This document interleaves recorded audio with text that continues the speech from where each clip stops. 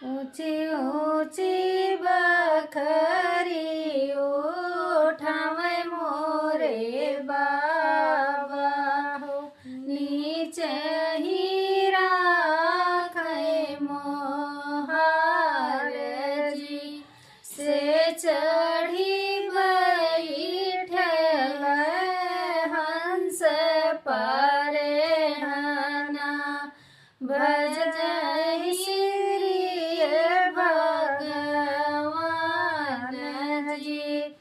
बखरी के यारी यारी घूमै दुलहे रामा, परि गए पर हना पे ध्यान जी।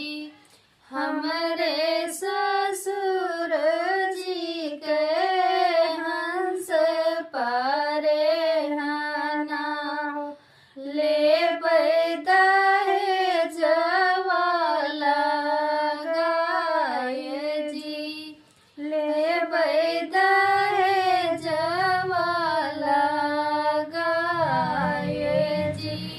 असहर देव दुल्हे कसहर देव बरहे बरद धेनु गाय जी।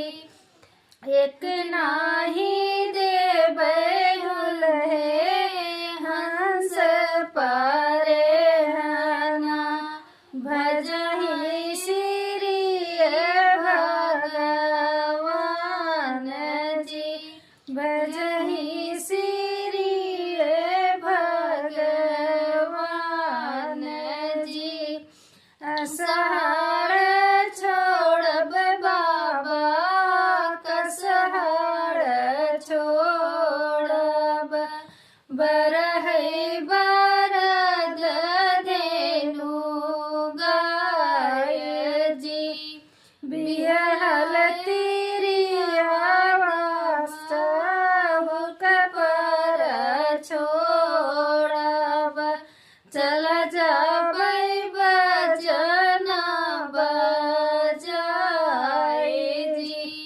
भीतरा से निकले हैं सरवा कवन रामा, दघो